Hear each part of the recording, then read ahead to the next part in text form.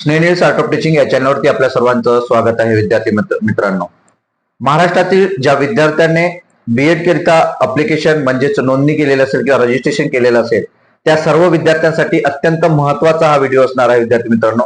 कारण हा व्हिडिओ जर आपण बघितला नाही आणि आपल्या हातून जर चूक झाली तर नक्कीच आपलं नुकसान होणार आहे, आपल्याला कॉलेज प्रवेश देणार नाही.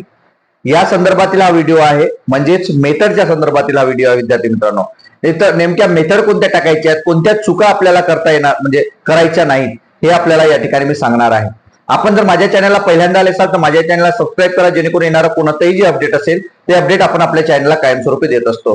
फक्त या ऑप्शन फॉर्मच्या संदर्भातलं अपडेट नाही, तर तुम्हाला ज्या वेळेला प्रवेश मिळेल, ज्या वेळेला तुमचं कॉलेज अलॉट तुम्हाला होईल 4 तारखेला, त्यानंतर तुमच्या वसतिगृहाची व्यवस्था, तुम्हाला आधार स्वयंसारखी व्यवस्था, या व्यतिरिक्त ही पुण्यासारख्या शहरात जर तुम्ही बीएड करणार असाल तर राहण्या खाण्याची व्यवस्था ही इतर जी आहे त्या सुद्धा मी तुम्हाला सांगणार आहे विद्यार्थी मित्रांनो. त्यामुळे आपण चॅनलला अजूनही सबस्क्राईब केलं नसेल तर सबस्क्राईब करा आणि डिस्क्रिप्शन बॉक्समध्ये असणारी जी काही व्हॉट्सअपची लिंक आहे, टेलिग्रामची लिंक आहे, त्यावरती जॉईन व्हा, ज्या माध्यमातून तुम्हाला माझ्याशी व्हॉट्सअपला बोलता येणार आहे, त्यावरती तुम्हाला संपर्क साधता येणार आहे विद्यार्थी. आपण विषयाकडे वळू. एक लक्षात घ्यायचं आहे, आपल्याला माहिती आहे ऑप्शन फॉर्म भरणे सुरू झालेलं आहे. 1 तारीख ही शेवटची लास्ट डेट असणार आहे आणि त्यानंतर तुमची 4 तारखेला काय होणार आहे, तुम्हाला कॉलेज अलॉट होणार आहे. विद्यार्थी मित्रांनो, आपल्याला आता कॉलेज सुद्धा टाकायचे आहेत, कॉलेजचे प्रिफरन्स टाकायचे आहे, पण महत्वाचा विषय आहे मेथडचा. मेथड ज्या कॉलेजमध्ये तुम्ही ऍडमिशन घेणार आहे किंवा जे कॉलेज तुम्ही टाकणार आहे त्या कॉलेजमध्ये तुमची मेथड आहे का. मग मेथड कोणची टाकायची आहे? मेथड टाकायची असते विद्यार्थी मित्रांनो जो तुमचा विषय, कोणते विषय, तुमचे ग्रॅज्युएशनचे जे काही तुमचे स्पेशल सब्जेक्ट आहेत ते म्हणजे तुमचे विषय असतात आणि जे कंपल्सरी सब्जेक्ट आहेत ते तुमचे विषय नसतात. पण विद्यार्थी काय करतात, कंपल्सरी सब्जेक्ट म्हणजे जे एवढे काही 5 ते 6 सब्जेक्ट असतात ते सर्व स्पेशल आहे म्हणून सर्व विद्यार्थी ते स्पेशल सब्जेक्ट म्हणून टाकतात. आणि त्यावेळेला चूक मात्र कोणती होते तर स्पेशल सब्जेक्ट मध्ये आपण सर्वात पहिलं जे काही 5 सब्जेक्ट आहे आपले ग्रॅज्युएशनचे, त्या ग्रॅज्युएशनच्या पहिल्या 5 सब्जेक्ट मध्ये आपण काय करत असतो, मराठी आणि इंग्रजी काय करत असतो, कंपल्सरी टाकत असतो. मग नंतर तुमचं जर इकॉनॉमिक्स असेल, सोशलॉजी असेल, तुमचं पॉलिटिकल सायन्स असेल, कोणाचा फिजिक्स, केमिस्ट्री, मॅथ असेल, नंतर इकडे इंग्रजी आणि मराठी असेल, तर ही सब्जेक्ट आपण टाकत असतो. त्यामुळं आपल्याला ज्या वेळेला कॉलेजमध्ये आपण तुम्ही कॉलेज अलॉट होते त्यावेळेला मात्र तुम्हाला मराठी मेथड किंवा इंग्रजी मेथड सुद्धा मिळते. मग त्यावेळेला ज्या वेळेला तुम्हाला इंग्रजी आणि मराठी मेथड मिळाली आणि ज्या वेळेला तुम्ही कॉलेजला प्रवेशाला जाता त्यावेळेला कॉलेज मात्र तुम्हाला म्हणतं की तुमची कंपल्सरी मेथड म्हणजे तुमची जी मेथड आहे ती मराठी किंवा इंग्रजी नाही.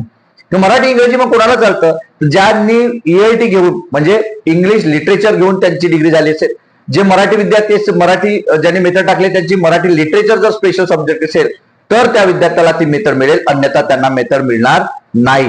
मग अशी जर चूक जर तुम्ही केली तर तुम्हाला कॉलेज प्रवेश देत नाही आणि या वेळेला मात्र काय होतं, मग आपलं ऍडमिशन रद्द होतं. आपल्याला पुढच्या वर्षी आपल्याला प्रयत्न करावा लागते, कारण आपण मेथड टाकण्यातच चुकलेलो आहोत. पण ही चूक आपल्याला करायची नाही म्हणून तुम्हाला मी याच्यात टाकलेला आहे थंबनेल मध्ये की हा व्हिडिओ नक्की बघा. विद्यार्थी मित्रांनो, मग मेथड कोणते टाकायचे आहेत तर 3 जे आपले सब्जेक्ट असते स्पेशल सब्जेक्ट ते स्पेशल सब्जेक्ट टाका. मराठी इंग्लिश कोणीच टाकू नका, इंग्लिश मराठी टाकायची नाही. ज्यांचं ELT असेल त्यांनी टाका. संस्कृतही चुकून मिळते तुम्हाला, कारण त्या कॉलेजमध्ये जर ती मेथड नसेल तर तुम्हाला ते ऍडमिशन देणार नाही. एक स्वतःची मेथड आपली असते जे कॉलेज आपल्याला CET सेल कडून मेथड अलॉट होते आणि त्यांची एक दुसरी मेथड असते जे कॉलेज कडून दिली जाते. अशा पद्धतीने ही मेथडचा हा खेळ असतो. म्हणून सांगताना मी तुम्हाला सांगतो की तुम्ही सायन्स असेल तर तुम्ही फिजिक्स, केमिस्ट्री, मॅथ घ्या. तुम्ही जर इंजिनिअरिंगचे बॅकग्राऊंड आले असेल तर तुम्हाला कॉम्प्युटर सब्जेक्ट घेता येते, तुम्हाला स्टॅटिस्टिक्स सब्जेक्ट घेता येते. तुमचे जे मेथड आहे ते जे बीकॉम वाले विद्यार्थी असतील त्यांना कॉमर्स मेथड घ्यायची आहे. इकॉनॉमिक्स सुद्धा त्यांचा स्पेशल विषय असतात, म्हणजे जे कॉमर्सला विद्यार्थी 3 वर्ष इकॉनॉमिक्स विषय असतात. आणि BA आर्ट वाले विद्यार्थी असतात तर मराठी इंग्रजी सोडून तुम्हाला ते विषय टाकायचे. कॉमर्स वाले विद्यार्थ्यांनाही सांगू इच्छितो मराठी इंग्रजी सोडूनच तुम्हाला 3 ते 4 विषय जे काय असते तुम्हाला ते टाकायचे. आपण कॉमर्स मेथड आले तर कॉमर्स मेथड तुम्ही टाकू शकता, इंग्रजी मेथड तुम्ही टाकू शकता. विद्यार्थी मित्रांनो, जे सायन्स वाले मेथड असतात, सायन्स वाले जे असतील विद्यार्थी त्यांनी फिजिक्स, केमिस्ट्री, मॅथ टाकायचे. ऍग्री वाले असतील तर ऍग्रीची सुद्धा मेथड त्या ठिकाणी असते. अशा पद्धतीने या ज्या मेथड्स आहेत या मेथड तुम्हाला टाकता येणार आहे. त्या व्यतिरिक्त मराठी इंग्रजी कंपल्सरी विषय टाकायचे नाही. कोणतेच कंपल्सरी विषय तुम्ही टाकू नका, अन्यथा तुमचं काय होईल, नुकसान होईल. हेच आजचं अपडेट होतं मेथड संदर्भातील. हे अपडेट आपल्याला कसं वाटलं हे नक्की कमेंट बॉक्समध्ये कळवा आणि अशाच अपडेट करता माझ्या या चॅनलला मात्र सबस्क्राईब करा. धन्यवाद.